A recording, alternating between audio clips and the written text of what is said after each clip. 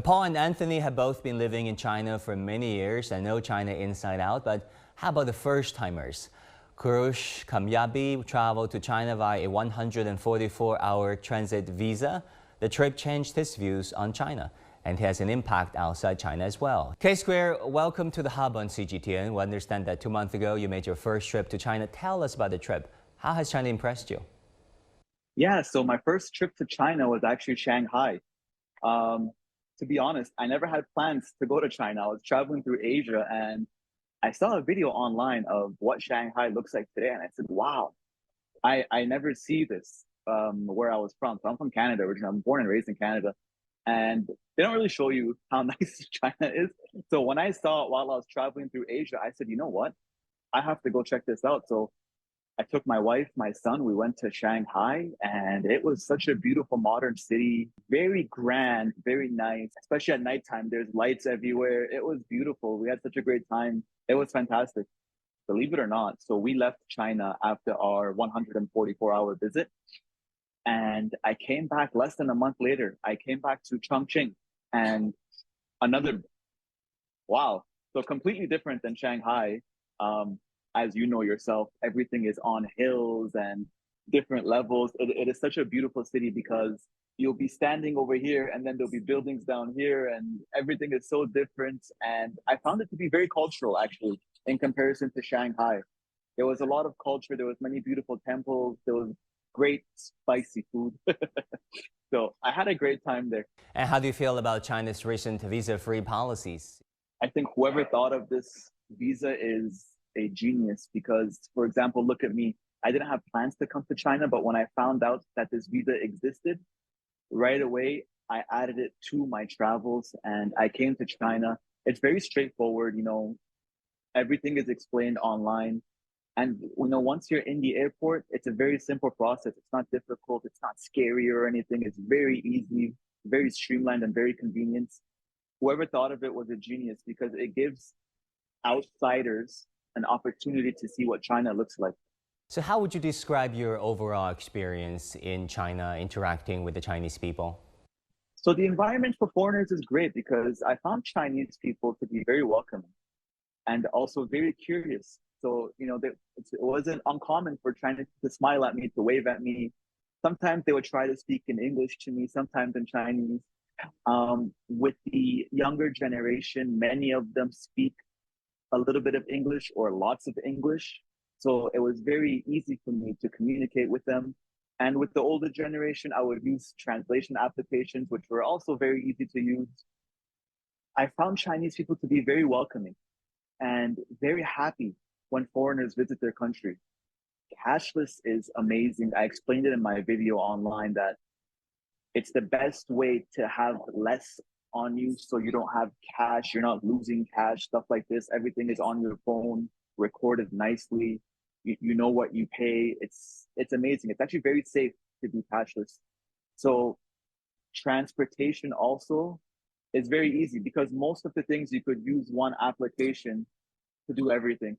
So using, for example, the public transportation system in Shanghai, I used my translations, I used my payments, and I used my maps all from one application. I was using the Alipay application for all of this. So it's very simple and very streamlined. It's extremely convenient. And do you think China's visa-free policies for international travelers will eventually work? It is working for the time being, but do you think China travel will become this next hot thing? Yes, as long as the process of getting into China, for example, this 144-hour visa is still there and maybe new ones in the future is still there, I think it will only become more popular for foreigners to visit, especially now. They're getting a lot of foreign influencers and people on social media accounts showing how advanced, clean, and beautiful China is. So once these are released more and more often, more and more foreigners will visit China for sure. We understand that you're a passionate vlogger. Among the 14 videos you created about China, which one is your personal favorite? Ooh, my favorite one is the one where I'm discovering Chinese cars. I knew China had an automotive industry, obviously, but I didn't know it was like this. Chinese cars are so advanced, full of technology that I've never seen before. If you see some of my videos, some of them I didn't even know how to open and close the door. So I found Chinese cars just to be so futuristic and so beautiful. And for the price, I found it to be so shocking because where I'm from, we are paying crazy prices for simple vehicles.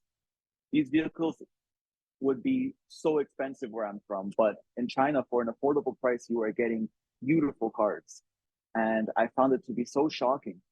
I didn't get to test drive them, but I visited many. I visited BYD, I visited Zeekr, I visited Huawei locations that have their own vehicles in there. I saw some Neo cars, just many cars. There's so many cars in China that we have no idea even exist. So it was fun discovering all of them. That was a great time for me. It was a great experience. The video about your visit to the sites of the first National Congress of the Communist Party of China received the most views.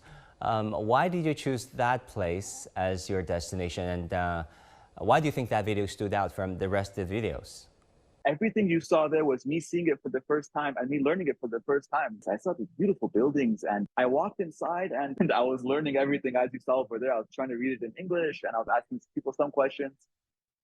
It was a great experience. You know, there's some stuff that I didn't know about, and obviously we're not taught about overseas, right? So I learned a little bit about Chinese history. I'm sure I didn't learn everything, but I got an idea of what's been going on these past 100 years, right? The age of humiliation and the unfair treaties and stuff like this. So it was great to learn what has been happening these past 100 years. Of course, I learned more about the party, and you know what? That museum gave me an idea of why this party came to be. You know, it seems like China historically was being treated really bad and really unfair. So it seems like some strong figures had to come into power to make China a respectable country, a more powerful country, and that explains why China is where it is today, because of those leaders in the beginning, right? Thank you so much for your time. Thank you so much for having me, and I can't wait to see you in Beijing. And that will do it for this edition of The Hub. I'm Wang Guan in Beijing. Thank you so much for tuning in. Our news coverage continues on CGTN. Bye and take care.